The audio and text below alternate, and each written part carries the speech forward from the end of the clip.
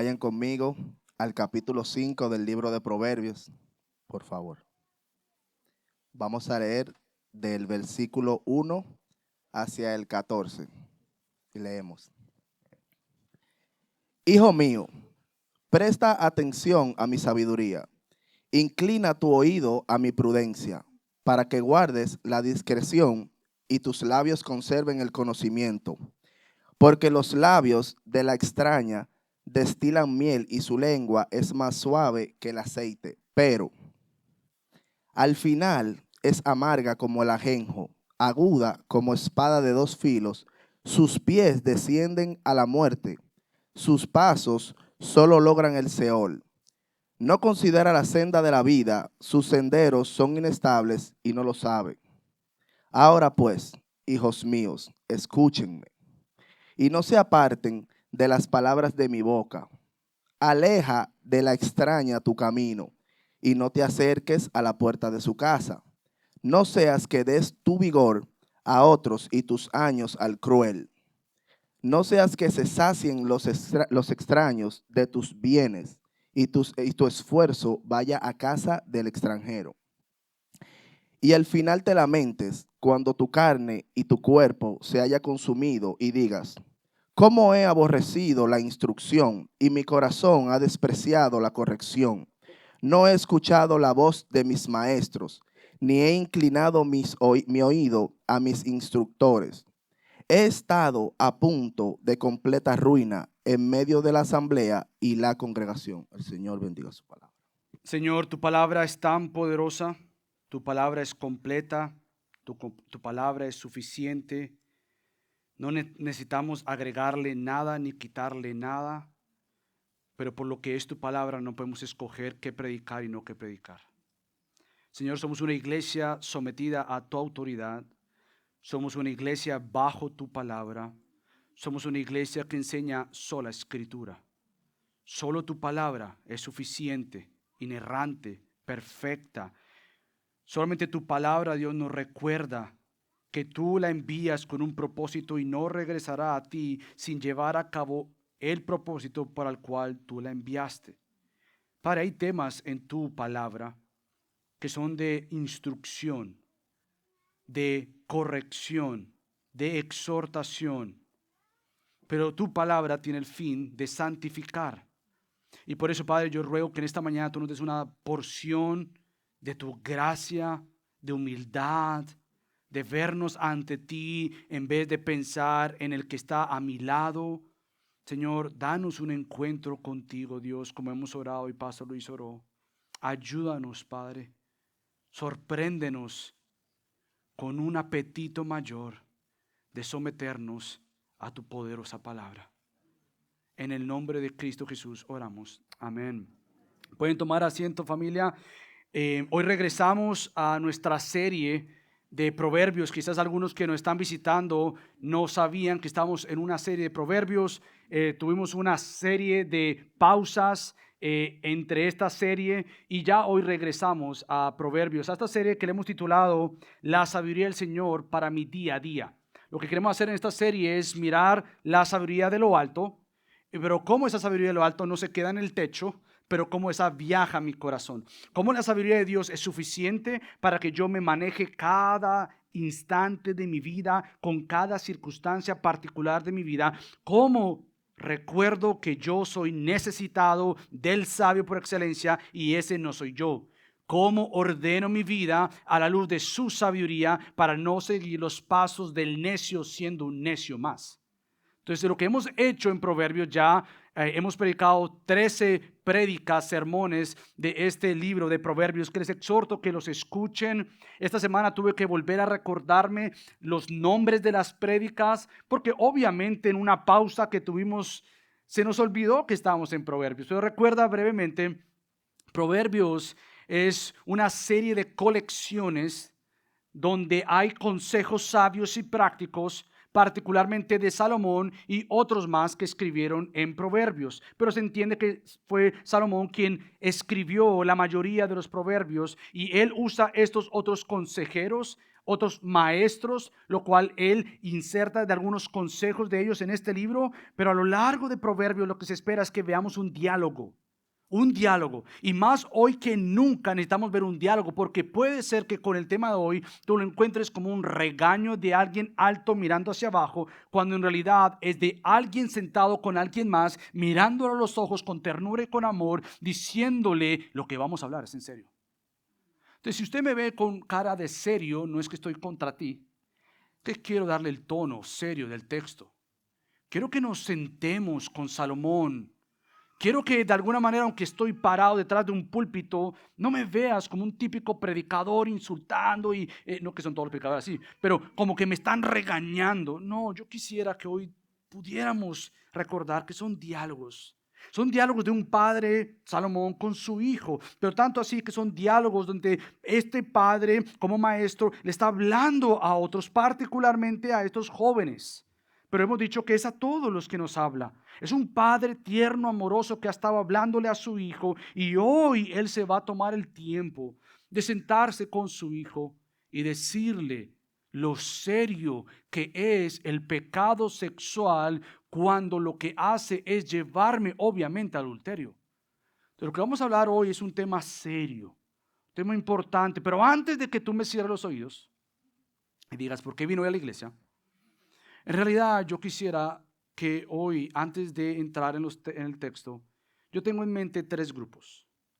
Y yo no voy a levantar la mano en qué grupo tú estás. Yo realmente quiero que tú, delante de Dios, te analices, delante de Dios te examines y veas dónde estás dentro de estos grupos. Yo tengo en mente 3 grupos. Primero que todo, tengo en mente los no, nunca. Tengo en mente los casi muy cerca. Y tengo en mente, por último, los sí, caí. Ahora, con esto en mente, lo que yo quiero decir es que cada uno de estos grupos, de estas personas, necesitan lo mismo. Necesitan un encuentro con el glorioso y hermoso y suficiente Cristo. Ahora bien, déjame comenzar con los no, nunca. Si tú nunca has cometido adulterio, es decir, tú nunca has entrado en el acto físico de tener relaciones sexuales con alguien más que tú, no sea tu pareja, tu esposa, tu esposo, quiero animarte a que tú te cuides de ti misma, de ti mismo, al verte a ti con esta autojusticia o en inglés el self-righteousness. Oh, yo no haría tal cosa, yo nunca voy a hacer tal cosa. Y de alguna manera este grupo puede caer entre esta falsa humildad, este llevar en alto una autojusticia sin mirar a Cristo, y de alguna manera este grupo pudiera caer en un estándar de moralidad que yo soy tan bueno, tan moral, que yo jamás haría tal cosa. Y puede ser que cuando entramos en este tema, tú puedas mirar hacia alrededor como si un hombre hacia allá, yo no haría tal cosa. Yo quiero que te guardes de esto, que nos guardemos de esto. Más bien, si tú estás dentro de este grupo, que tú mires la gracia de Dios y sigas dependiendo en obediencia completa al decir, Señor, solo por tu gracia y tus fuerzas, yo quiero seguir manteniéndome íntegro, puro delante de ti. No confiar en mi religiosidad, en mi moralidad, en mi propia justicia, sino más bien correr a la justicia de Cristo. Son los yo nunca o no nunca. Segundo grupo, tengo en mente aquellos que casi cayeron en adulterio. Y de alguna manera, por la gracia de Dios, tú despertaste, viste lo engañoso, identificaste lo fácil en tu corazón que puede ser esta búsqueda de admiración, esta búsqueda de cuidado, esta búsqueda de amor, esta búsqueda de afirmación. Y cuán fácil fue para ti el sentirte atraído o atraída a alguien más que no sea tu esposo o tu esposa. Ahora, igual manera, no desperdicies la gracia de Dios, que por su gracia te despertó y te frenó antes de caer en ese pecado. Más bien, tú ahora con una realidad y no ceguera de tu propio corazón y lo fácil que puede llegar a ser para ti este pecado, entonces ahora más que nunca sigue creciendo. No minimices tu santidad. Oh, corre a Cristo. Ahora, tengo en mente otro grupo y los que sí han caído en este pecado, que no es el pecado no perdonable, es un pecado serio. Si tú has caído en este pecado, lo primero es, si te has arrepentido honestamente delante del Señor, si tú has pedido perdón y si tú estás siendo restaurado para restaurar lo dañado, mira la misericordia y la gracia de Dios que te cubrió, te perdonó, te amó, porque la obra de Cristo es suficiente para perdonar cualquier pecado, incluyendo este pecado. Que la vergüenza no te domine, no te controle, que el atrás no caracterice tu vida si es que tú te has arrepentido y si es que tú has pedido perdón, se te ha perdonado y estás restaurando lo dañado. Mira hacia el frente, por la gracia de Dios, un día a la vez. Ahora bien, dentro de este grupo puede ser que hayan personas que digan delante de Dios, yo nunca me he arrepentido. Yo nunca lo he confesado, yo nunca le he contado a nadie. Yo quiero animarte a que hoy mismo Dios te muestre lo fácil que puede ser sentirte engañado de vivir en la oscuridad y pensar que estás en la luz. Más bien puedes rogarle a Dios ahorita mismo, Señor, yo quiero ser honesto delante de ti, muéstrame, enséñame lo horrible, el daño, lo contrario a la belleza y el plan de Dios para mi vida, para mi familia, para mi matrimonio. Y Dios, yo quiero ser transformado, yo quiero ser restaurado, yo quiero, Señor, vivir bajo aquello que ya es posible por Cristo, y esto es vivir bajo la imagen restaurada de Cristo. Yo quiero eso. Y para aquí, entonces, por eso estamos aquí, para ayudarte. Ahora, yo hago esa gran introducción porque no quiero perder a nadie. Honestamente, este texto y el próximo domingo vamos a hablar un poco más entonces de esto glorioso que es el placer sexual dentro del matrimonio. Pero Salomón en esta primera etapa da un consejo de advertencia y seriedad con consecuencias serias, pero eventualmente vamos a ver lo glorioso que es que Salomón no está predicando en contra del deseo placer sexual. Él está predicando en contra del placer sexual, fuera del placer sexual que debe haber en un matrimonio. Entonces, no quiero que cierres tus ojos y digas, me espero hasta el próximo domingo o el próximo domingo cuando ya pasemos de esto. Pero que tú tengas este apetito delante de Dios y decir, Señor, yo quiero aprender. Enséñanos a ser personas que busquen ser como Cristo. Estos versículos que leyó Braulio los he dividido en 3 partes. Las 3 partes nuevamente vamos a ver la verdadera cara del adulterio o de la tentación sexual. Son versículos del 1 al 6.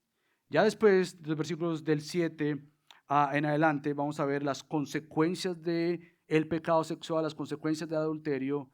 Y ya vamos a terminar entonces con una reflexión ante el adulterio. Es decir, yo quiero que veamos la cara de la tentación sexual que me lleva al adulterio. Veámoslo cara a cara, sin miedo, pero vamos a entrarle para después ver entonces, wow, las consecuencias de si yo caigo en esto son estas.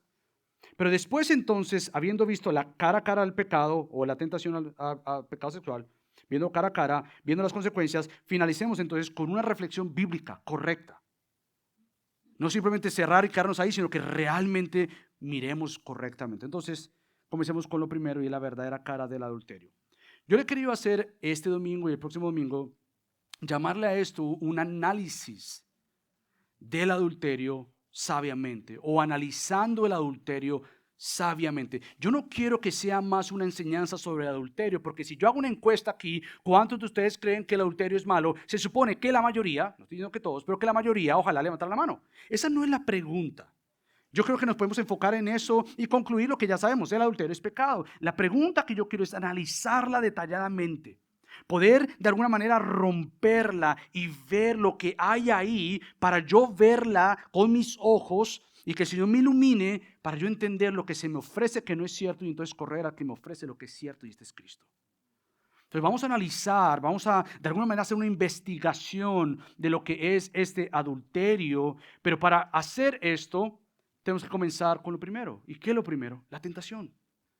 Obviamente nosotros no podemos analizar el adulterio sin antes analizar lo que va primero que el adulterio. Es decir, el adulterio, en otras palabras, es ya la acción, es el resultado, es lo consiguiente una vez yo caigo en la tentación de buscar placer sexual o tener relaciones sexuales fuera de lo que es un matrimonio entre un hombre y una mujer, donde la mujer se debe al hombre y donde el hombre se debe a la mujer. Esto es en sí entonces lo que se considera el acto del adulterio. Pero antes de esto, Salomón nuevamente quiere recordarle a su hijo y a sus hijos, por eso usa el plural en el versículo 7, pero en realidad le está hablando a su audiencia, primero que todo, yo quiero que ustedes vean cara a cara lo que es la tentación sexual que conlleva entonces al adulterio.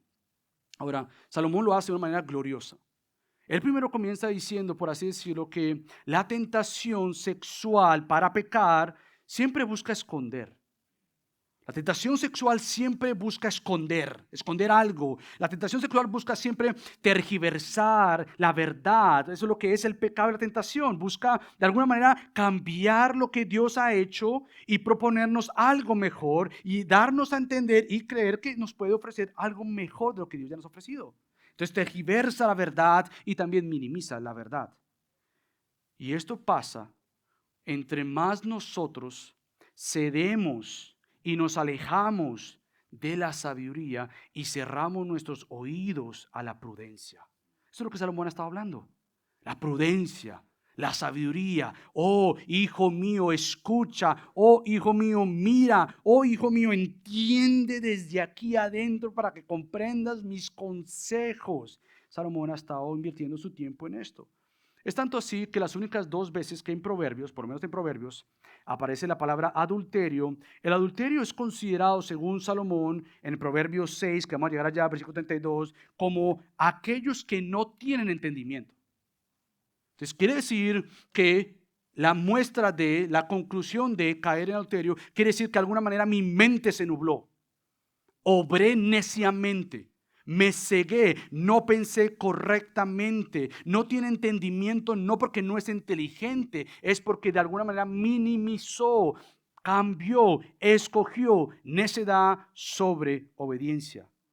Pero también más adelante, hablando ya del caso de la mujer que ha caído en adulterio, en el capítulo 30, versículo 20, dice que el adulterio también puede ser aquella manera donde se niega el mal que se ha hecho.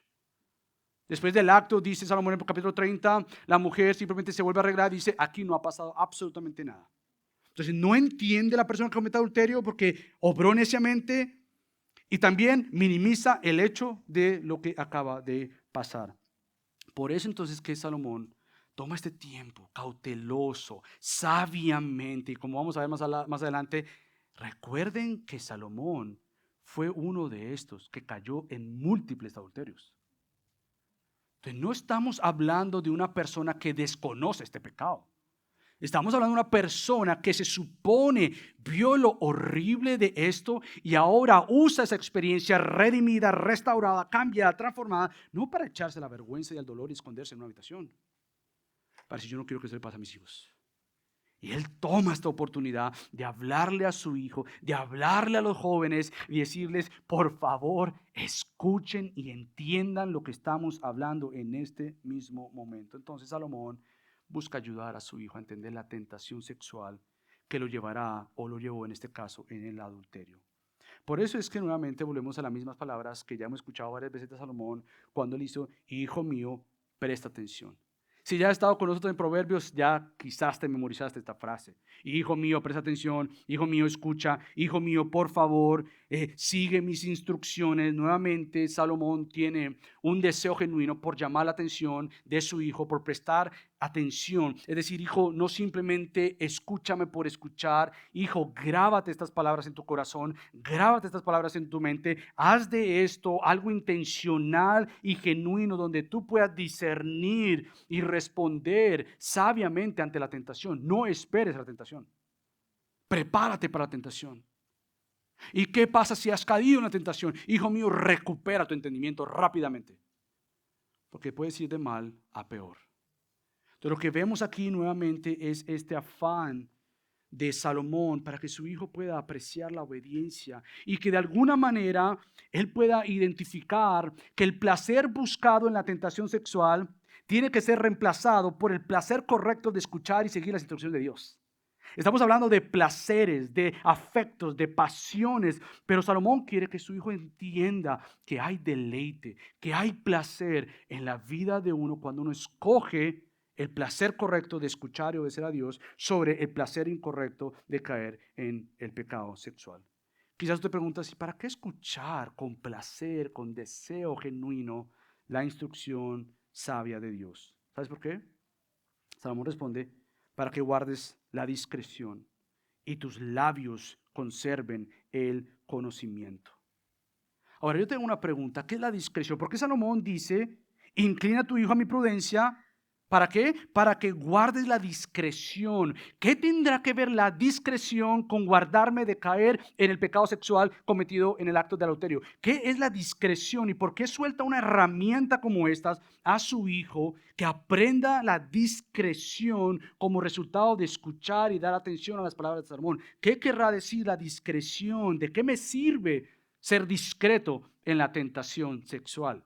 ¿Cómo herramienta y espada la uso para cuando me vea enfrentado ante una prueba de tentación sexual, yo actúe por la gracia bajo este dominio de la discreción bíblica? ¿Qué es la discreción? Bueno, podríamos traducirlas de diferentes maneras para dar a entender lo que quiere decir discreción. Discreción, podríamos decir, es astucia. Pero no es astucia para ser astuto para mal. La discreción me lleva a ser astuto. Me lleva a ser pensante, me lleva a ser de alguna manera tener sagacidad, esta velocidad en el sentido de ser sagaz, de capaz de discernir y ver entre el bien y el mal y escoger el bien. Es ser astuto, es tener esta capacidad de tener sagacidad, pero también una conducta cautelosa. Ahora, si tú te pones a pensar, esto es muy importante para el momento de la tentación sexual, porque en la tentación sexual lo que menos quieres ser es astuto para bien, sagaz para el bien y tener una conducta cautelosa. En esto quiere decir que en la tentación sexual lo que está apelando es que obres y actúes según tus pasiones, no según tu pensamiento correcto. Y lo que Salomón quiere decir es, frena ese corazón que busca pasión, late pasión y está deseoso por lo que se te ofrece. Frena ese placer incorrecto y llévalo al placer correcto donde puedas pensar bíblicamente, adecuadamente, ¿qué es lo que estoy a punto de hacer? Querido hijo, escucha estas palabras. Tanto así que un teólogo, Michael Fox, lo escribe de la siguiente manera y me llamó mucho la atención. La discreción es un pensamiento privado. No es que yo no voy a decir nada, no, es un pensamiento de alguna manera que me ayude a algo. Vas a escuchar por qué. Es un pensamiento privado, no revelado y la facultad para ello. Eso se pone más fácil de lo que acaba de explicar él. Este poder o habilidad, podríamos decirle, te protegerá de la tentación del hombre y la mujer malvados. Porque cuando intenten seducirte hacia sus caminos, podrás mirar hacia tu interior, obviamente con la verdad de Dios, mirar hacia tu interior y mantener independencia de pensamiento y resistir sus engaños. Esto es sumamente importante. Porque nuevamente Salomón va a estar explicando que hay alguien que le está hablando con una lengua suave, con una boca dulce. Y él tiene que recordar palabras más dulces y mucho mejores y más sabias que lo que la mujer extraña, o podríamos decir, porque también se aplica, o el hombre extraño te está hablando a tus oídos. Tienes que escuchar la suavidad y la dulzura de la palabra de Dios para que te lleve a discreción en vez de ser engañado por la suavidad y la dulzura de la mujer extraña o el hombre extraño que te va a llevar a la muerte. Y Salomón está tratando de llevar allá a su hijo para que entienda, hijo, que la discreción se alimenta de la sabiduría de Dios y de practicar dicha sabiduría al proclamar esa verdad a tu corazón. Es decir, por eso es que Salomón ahora dice, y tus labios conserven el conocimiento. Hay una relación de que cuando escucho la voz de la mujer dulce o del hombre, whatever le quieras poner ahí, extraño, y tú escuchas esa voz, esa tentación, tú tienes que recordarte con las mismas palabras de Dios para traer a un lado las palabras engañosas de la mujer extraña o del hombre extraño. Hay una relación de pensamiento con lo que dices, de lo que escuchas y con lo que vas a responder. Tienes entonces, querido hijo, que escuchar y practicar los consejos. El problema nuestro no comienza cuando caemos en la tentación. El problema comienza con todas las acciones necias que cometemos a diario y que nos alimentan para mal. El problema no comenzó cuando caímos en X pecado. Es cuando diariamente he alimentado mi vida con pequeñas, entre comillas, acciones que cuando se llega el momento de la tentación para el acto, digámoslo, mayor en este caso, en mayor escala, va a ser mucho más complejo frenarte. Porque has dejado la discreción y para ese momento no vas a actuar discretamente. Entonces, ¿por qué escuchar y vivir la sabiduría? Diría el hijo a Salomón. Porque tú necesitas ver cara a cara. Tú necesitas analizar la tentación sexual que te va a llevar al adulterio. Pero tú tienes que analizarla no simplemente con términos fáciles de es pecado y ya. Porque te ha funcionado, querido creyente, con cualquier otro pecado.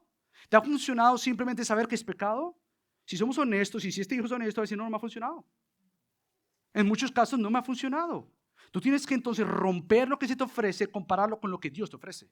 Tú tienes que discernir sabiamente y poder decir, déjame tratar de entender lo que se me ofrece para yo entonces responder con lo que Dios me ofrece. Y por eso que Salomón en los versículos 3 al 6 hace algo glorioso y es que le muestra la realidad de lo que el adulterio, el pecado sexual se le ofrece a este hijo. Entonces en estos versículos vemos claramente que Salomón va a usar palabras obviamente claves para que el hijo entienda lo que el pecado sexual te está ofreciendo. Y él lo usa en palabras como por ejemplo, que nos llama la atención, que nos conquista el pecado, que se muestra tan dulce como la miel. A menos que te guste la miel, tú vas a decir, no, la miel es fea, pero el dulce llama la atención y es tan suave como el aceite, dice Salomón. Lo que quiere decir es, nuevamente, nadie ha caído en pecado sexual, por así decirlo, sin antes haber creído, si primero haber deseado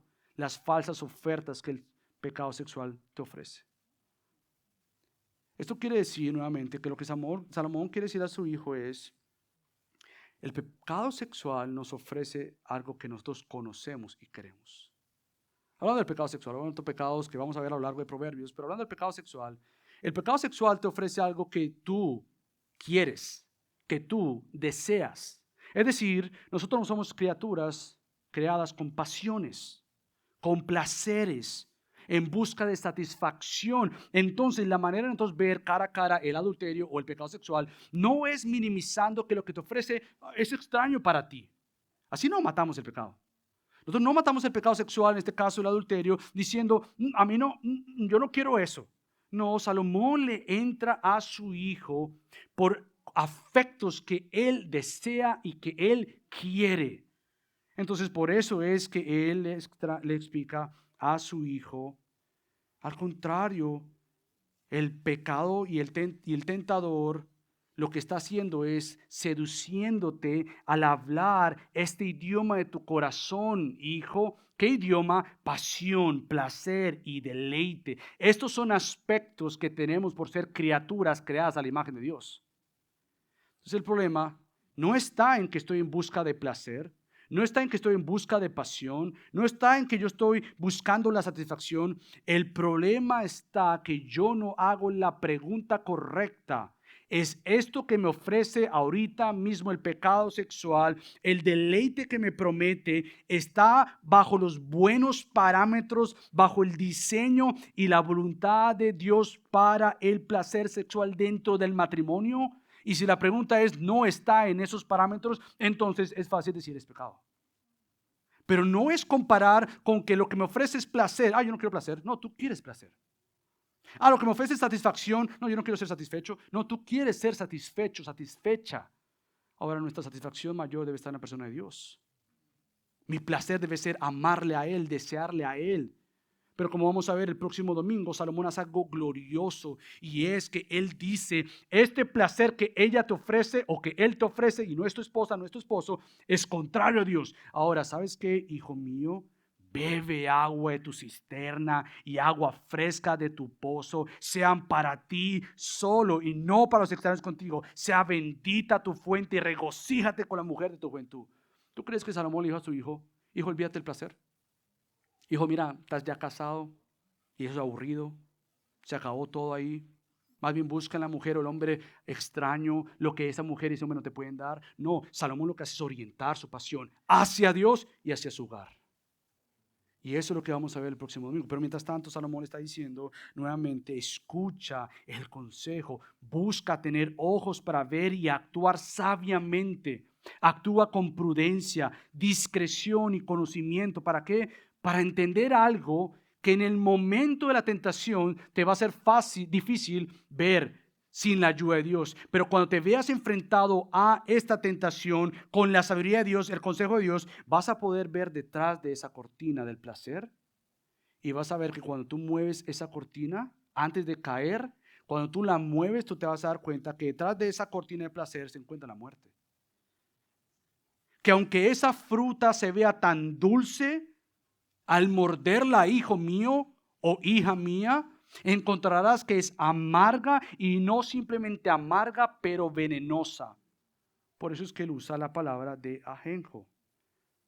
Nuevamente, porque los labios de la extraña destilan miel y su lengua es más suave que el aceite, pero al final, una vez tú no has actuado sabiamente y antes de tener discreción actúas neciamente, te vas a dar cuenta que al final es amarga. En otra palabra, podemos traducir esta palabra como dolorosa.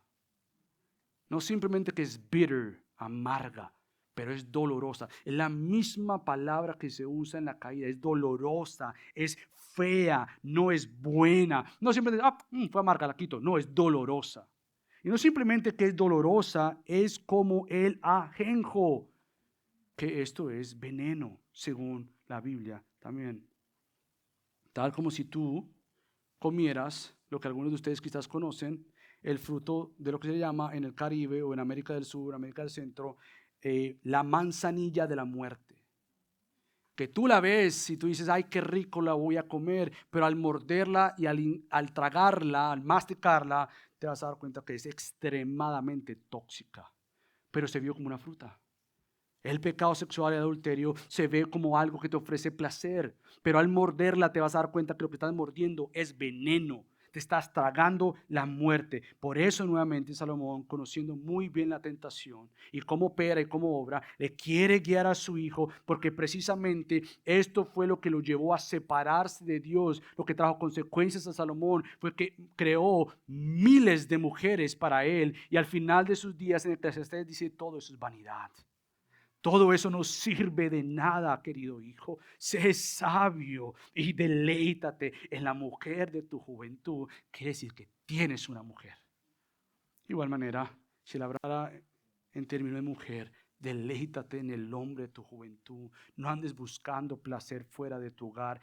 Ella es para ti, él es para ti.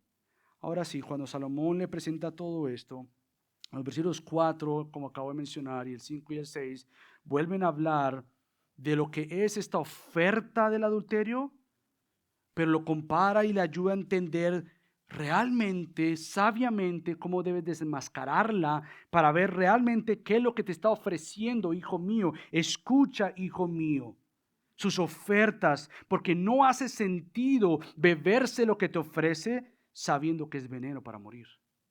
No hace sentido, hijo mío, que agarres un arma y te dispares para matarte. Por eso es que dice, pero al final es amarga como el ajenjo, aguda como espada de dos filos. Y no creas que ese lenguaje es porque, mira un cuchillito bien afilado. No, es porque es usado como herramienta para matar. Eso es lo que te ofrece el pecado sexual. Eso es lo que te ofrece el adulterio. Un utensilio, una herramienta para matar. No hace sentido, hijo mío. Tampoco que tú andes en el camino hacia la muerte. Por eso es que dice, sus pies descienden a la muerte.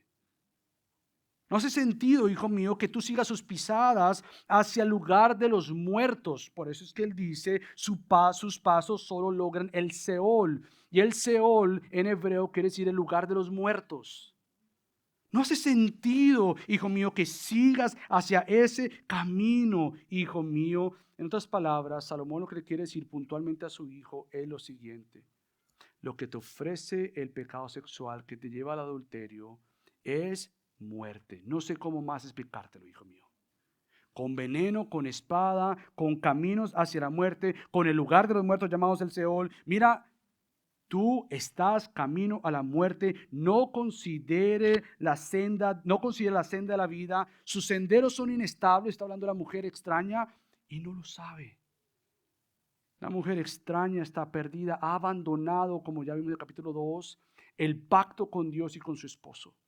Lo ha abandonado, está perdida, no quiere a Dios, no quiere a su esposo, no quiere su hogar, está completamente distraída buscando algo más que no es lo que Dios le ofreció y le ofrece. Entonces, con esto en mente, ahora Salomón le dice, no simplemente es que tienes que ver cara a cara lo que te ofrece el pecado sexual y el adulterio, pero ahora vamos a hablar de las consecuencias del adulterio. ¿Lo viste? ¿Qué da la tentación sexual? Muerte. Bueno, pero si no es suficiente esto, hijo mío, yo quiero entrar ahora contigo con las consecuencias de lo que es el adulterio. Y aquí es cuando nuevamente Salomón se dirige a su hijo. Ahora pues, hijos míos, escúchenme. Nuevamente, si es importante desenmascarar la tentación sexual y su engaño que lleva a la muerte, también es importante mirar que las consecuencias de este pecado no simplemente son para con la persona, pero son para con su familia a su alrededor. El pecado busca engañarnos y decir, mira, si al caso, si es que te muestra, el único afectado serás tú. Pero no te hace ver que el afectado no simplemente serás tú, pero serán las personas que están a tu alrededor y bajo tu cuidado. Y una de las grandes bendiciones que un creyente puede tener es considerar si sus acciones que está a punto de cometer traerán bendiciones para bien o traerán consecuencias para mal. No que Dios nos haga el mal, pero Dios permite consecuencias que muestren que nuestras acciones fueron malas. Y el mejor regalo es el creyente frenar y pensar como Salomón está haciendo. Ahora pues, hijos, escúchenme y no se aparten de la palabra de mi boca. Aleja de la extraña tu camino y no te acerques a la puerta de su casa. Y aquí es cuando él comienza, no sea que, y comienza tu vigor, des tu vigor a otros. Entonces, nuevamente, no simplemente es considerar que si las acciones que estás a punto de cometer son sabias o necias, también unos grandes regalos y bendiciones que podemos dar ahora como padres, imitando a Salomón, es enseñar a nuestros hijos que sus acciones tienen consecuencias. Eso es sumamente importante. Si nosotros no le enseñamos a nuestros hijos, esto que estás haciendo trae consecuencias, ellos van a minimizar sus acciones y no pensar en sus consecuencias. Pero tenemos que ayudarles como Salomón y decirle, mira hijo, el pecado es una cosa, las consecuencias que trae el pecado es otra cosa. Como decía el pastor Miguel Núñez, tú escoges cómo pecar, pero Dios escoge las consecuencias de ese pecado. Porque nadie le dice a Dios, mira Dios, ¿sabes qué? Mejor no me des la consecuencia, dame la otra. Tú escoges y yo escojo cómo pecar. Pero solamente Dios es quien escoge las consecuencias hacia estas acciones contrarias a Él. Entonces es importante. No son el fundamento de la obediencia las consecuencias, pero son un pilar de la obediencia. El fundamento para obedecer es amar a Dios. Es amarle a Él, es desearle a Él, es atesorarle a Él. Pero obviamente las consecuencias sirven como pilares para que nuestros hijos entiendan que de caer en la trampa de los labios dulces de la mujer extraña se vivirá consecuencias de dicho pecado. Entonces, a primera vista, podríamos decir que Salomón está más interesado en hablarle de su hijo, de lo que puede perder con su juventud.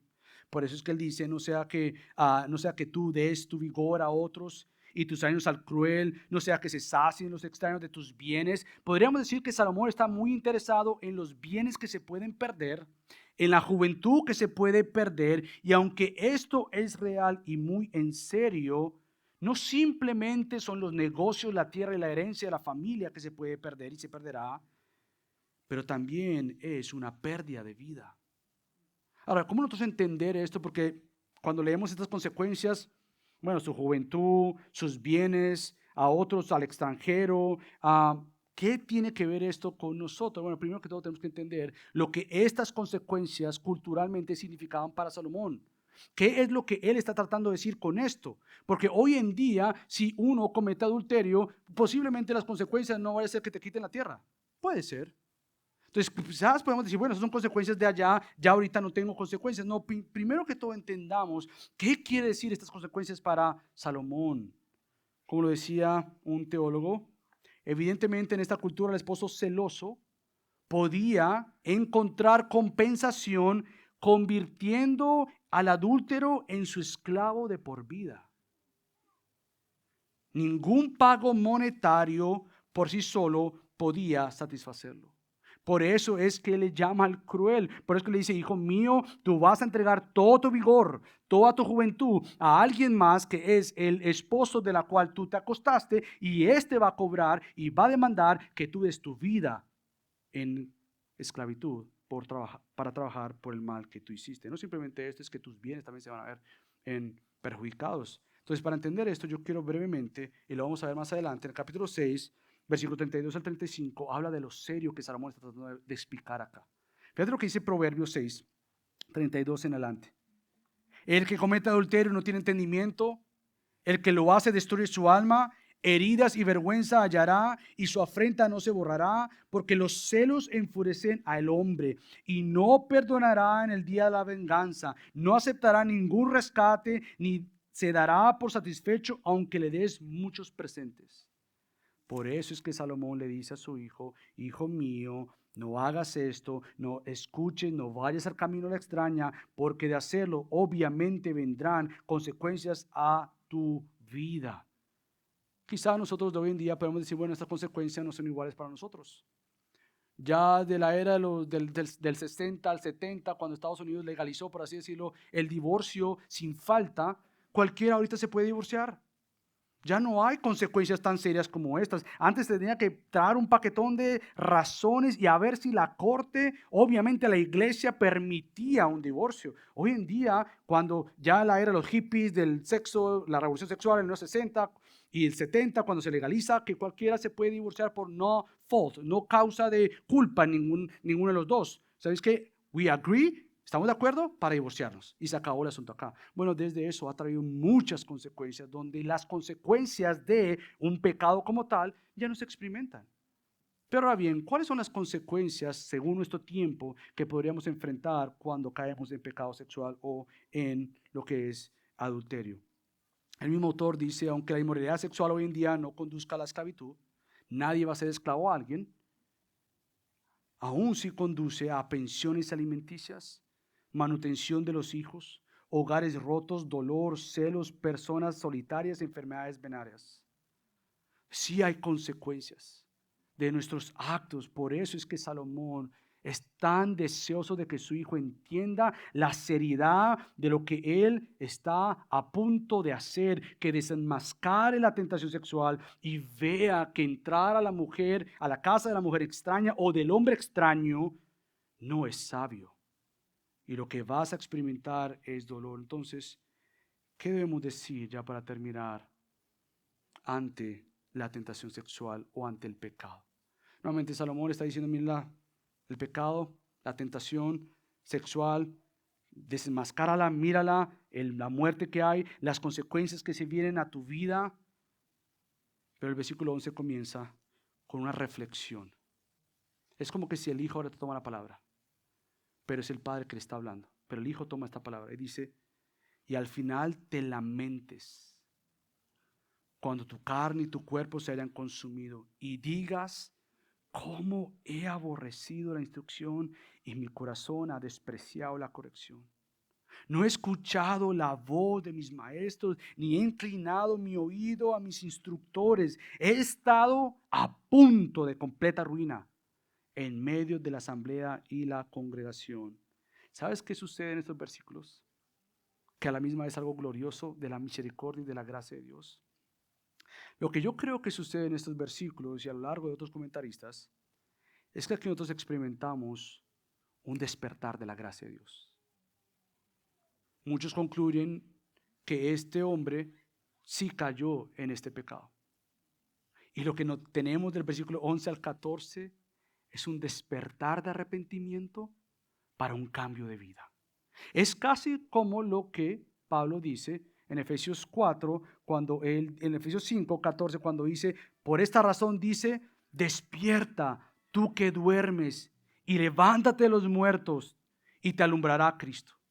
De alguna manera lo que vemos aquí nuevamente es que la reflexión correcta sea de uno que nunca ha caído en este pecado, aquel que casi cayó en este pecado, como aquel que cayó en este pecado. La reflexión tiene que seguir siendo la misma. Yo no quiero caer en este pecado. Yo no quiero caer más en este pecado. Por tanto, vemos un cambio de necedad en necesidad de redención. Vemos un cambio, un despertar por la gracia de Dios. Entonces, lo primero nuevamente son estas palabras que al final es cuando ya has hecho todo, seguiste los labios dulces, caíste en su trampa, seguiste a la casa de la mujer extraña o al hombre extraño, y al final de tus días, cuando te diste cuenta y por obra de Dios, milagrosamente, despiertas del momento y te das cuenta que al final tú digas y concluyas con estas palabras: después de todo, el resultado de una vida desperdiciada, un cuerpo dominado por las pasiones, en vez de ser gobernado por Dios, te das cuenta al final, ¿qué hice? ¿Qué fue lo que yo hice? Es decir, para nosotros como creyentes, como alguien decía, un autor, uno nunca puede juzgar la vida de acuerdo con la apariencia del momento, sino que debe mantener el fin en perspectiva. Uno no simplemente puede obrar en el hoy sin pensar en el mañana. En el hoy yo construyo mi mañana, pero yo no puedo olvidarme del mañana y solamente pensar en el hoy, porque las acciones del hoy también se determinarán cosas mañana. Y lo que Salomón nuevamente, por obra de Dios, le instruye a su hijo es que el hijo despierta de este momento y se da cuenta nuevamente que ha buscado placer en la persona equivocada y no es su esposa o su esposo, pero a la misma vez esta persona despierta que ha buscado placer fuera de Dios. Pero entonces hay una nota de esperanza. ¿Qué vemos en estos versículos? Bueno, tres cosas y con esto termino. Son bien aplicativas. Lo primero es que vemos un lamento. Esto es lo correcto. Mira, el lamento bíblico no es simplemente llenarte de vergüenza. Porque la vergüenza te va a parar, te va a detener. La vergüenza va a ser lo mismo que el orgullo, y esto es llenarte de ti mismo. Es decir, yo cómo hice tal cosa, yo. Y lo que te vas a encontrar es que aunque no vuelva a hacer tal cosa, te vas a quedar en una esquina de la vergüenza. Y ahí te quiere Satanás. Mira lo que tú hiciste, mira lo que tú hiciste. Y el foco va a ser tú. Por hecho, lo mismo sucede cuando cometió el adulterio o el pecado. Yo quiero. Ahora yo esto. Son extremos del yo reinando en vez de Cristo reinando. Pero el lamento que tenemos en mente, como el versículo 11 comienza, y al final te lamentes. El lamento que tenemos en mente aquí no es simplemente tristeza o dolor o vergüenza que se siente al ver el pecado. Toda persona, nuevamente, en cualquier momento de su vida, por cualquier pecado, puede sentir tristeza. Puede sentir hasta dolor. Puede sentir hasta vergüenza. Pero no necesariamente eso significa que ese individuo que tiene tristeza o dolor por su pecado sea cristiano. Porque por unos minutos se puede sentir triste, por unos años se puede sentir mal, pero en realidad, nuevamente, el lamento bíblico siempre lleva a un arrepentimiento bíblico. Y por eso es los versículos del 12 al 13, la confesión de este individuo que dice: y digas, cómo he aborrecido la instrucción, y mi corazón ha despreciado la corrección. No he escuchado la voz de mis maestros, ni inclinado mi oído a mis instructores. Nuevamente, el arrepentimiento bíblico se adueña de su pecado y no culpa a nadie más por su pecado. El arrepentimiento bíblico no tiene ojos para culpar a otros. Es que tú no estabas dispuesta para mí, es que tú no me cuidaste, es que la tele, es que la internet, es que la vecina, es que la compañera, es que la mujer, lo que sea, o el hombre. El arrepentimiento bíblico que le sigue al lamento bíblico siempre va a tener mirada hacia adentro, su corazón, pero hacia afuera solo para mirar a Dios. Este individuo reconoce que ha fallado ante Dios, que ha pecado contra Dios, que el más ofendido aquí es Dios y que también ha ofendido y ha hecho doler a otros que él tuvo que haber cuidado. Entonces lo que vemos en este hombre es que él reconoció que fue necio. El arrepentimiento bíblico comienza con reconocer mi falta ante Dios, mi necedad ante Dios, porque yo también negué y no fui sabio al seguir las instrucciones de otros que han tomado su tiempo para enseñarme, para guiarme. Por eso es que él habla de la corrección y de los maestros, de los instructores que tomaron el tiempo para enseñar a ese hombre o a esa mujer en los caminos rectos. Este hombre tiene ojos para ver su maldad ante Dios, su pecado ante Dios, pero también cómo él ha ofendido a otros con su propio pecado. Esto nuevamente es una obra de gracia. El hecho en que tú te lamentes bíblicamente para un arrepentimiento bíblico es gracia de Dios. Nadie se puede jactar y decir que bueno que yo lo hice. Es Dios quien te da el arrepentimiento y el lamento para entonces nuevamente tener un encuentro con la santidad de Dios, con el cuidado de Dios, y entonces tú tengas esperanza de un perdón genuino. Pero también el lamento conectado con el arrepentimiento bíblico, ¿sabes qué hace? Busca restaurar. Él no simplemente, ¿sabes qué? Ya me arrepiento, me lamento, borrón y cuentas nuevas, nada que ha pasado. No. Las consecuencias que traerá este pecado quiere decir que este individuo va a tomar responsabilidad con la ayuda de Dios, a favor de Dios contra él. Dios no está contra él, está a favor de él y lo encamina y le ayuda. Entonces para él mirar o ella mirar cómo restaura lo que ella o él hicieron. Y es tan maravilloso esto que con ojos a la obra de Cristo, el apóstol Pablo dice algo glorioso en 2 Corintios 7:10, cuando él dice, porque la tristeza que es conforme la voluntad de Dios, ¿qué dice? Produce un arrepentimiento. Quiere decir que hay una tristeza de Dios. Y la tristeza de Dios lleva al arrepentimiento de Dios. Y dice Pablo, un arrepentimiento que conduce a la salvación sin dejar pesar, pero la tristeza del mundo produce muerte. Puede ser que se lamentó, estuvo triste, pero no produjo vida, produjo muerte. El caso ejemplo clásico es Pedro y Judas. Pedro lloró amargamente y se arrepintió. Judas lloró amargamente y se ahorcó. Entonces hay una tristeza que te lleva a la muerte, pero hay una tristeza bíblica que te lleva al arrepentimiento. Y esto entonces, de lamento bíblico a arrepentimiento bíblico, ¿sabes qué surge? Un cambio bíblico. Y eso es lo que nosotros podemos llegar a empezar a notar del versículo 14, cuando él dice, he estado a punto de completa ruina. Oh, wow, despertó el tipo. He estado a punto de completa ruina en medio de la asamblea y la congregación. Y esto es clave para nosotros. ¿Sabes por qué es clave para nosotros? Porque nuevamente el cambio bíblico no es quejarse de las consecuencias que su pecado trajo. Es aprender que aún en las consecuencias que el camino que escogió no fue bueno y trajo estas consecuencias a su vida, el cambio bíblico nuevamente mira con esperanza el día de hoy como el día de mañana. Porque su esperanza mayor es decir, yo quiero ser más como Cristo. Yo quiero ser más como Él, no le quiero ofender más, yo no quiero pecar más contra Él, yo quiero nuevamente honrarle a Él y solamente a Él. Este hombre dijo, estaba a punto de completa ruina. Entonces el cambio que vemos es despertar una realidad que de no despertar te lleva a completa ruina. Pero algo que él hace increíblemente aquí es que él está en medio de la asamblea de la congregación. Pastor Luis predicó el domingo pasado y dijo una frase que en grupo de comunidad creo que hablamos, y es, tú nunca creces a solas. O una persona no crece a solas. Por lo tanto, tú necesitas de la congregación. Este hombre en medio de la asamblea de la congregación, posiblemente en un estado de legalidad, de estar frente a los sacerdotes, frente a los que están en la asamblea y la congregación, y él se vio en medio de esto, pero para crecimiento y cambio. Él se vio en medio de esta situación nuevamente. ¿Por qué? Porque el cambio verdadero involucra nuevos hábitos. Y estos nuevos hábitos buscan que tú estés rodeado de otra gente sabia, No perfecta, pero sabia, que te va a ayudar en momentos de debilidad. Saben y conocen quién tú eres y te acompañan en el momento. Entonces, nuevamente, un arrepentimiento bíblico nunca es a solas. Yo me arrepentí con Dios y se acabó el asunto. ¿Quién te está dando seguimiento? ¿Quién te está cuidando?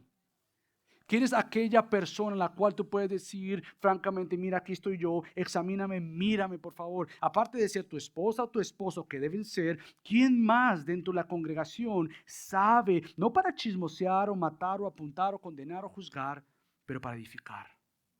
Para decirte como palabras de Dios, no estás sola, no estás solo. Por lo tanto, tú necesitas otros de la congregación que puedan animarte, exhortarte, corregirte, pero también celebrar la gracia de Dios en tu vida, con vidas restauradas. Esto es entonces lo que vimos de Salomón. El próximo domingo vamos a ver entonces si esta búsqueda de placer trae malas consecuencias por nuestros actos. ¿Cómo entonces se busca un placer bíblico para con Dios y para con mi amada esposa o para con tu esposo? ¿Cómo se hace esto? Porque Samuel lo va a contestar. Así que mientras tanto, oremos y pidamos a Dios que Él nos muestre más de su verdad. Padre Dios, yo te doy gracias por tu gracia. Un texto, Dios, que es complejo, es difícil. Tanto que se puede decir y tanto que se dejó de decir. Padre, yo te pido que lo que se dijo, tú tomes de esto y edifiques corazones, Dios. Que tú nos guardes y nos ayudes de jactancia personal o de arrogancia personal.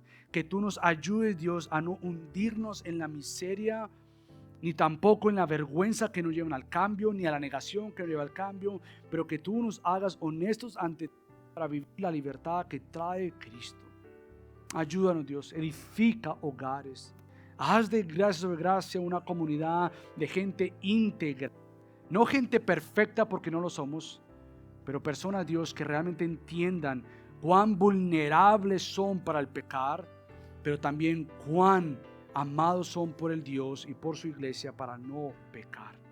Ayúdanos, Dios, te lo suplicamos. En el nombre de Cristo Jesús oramos. Amén.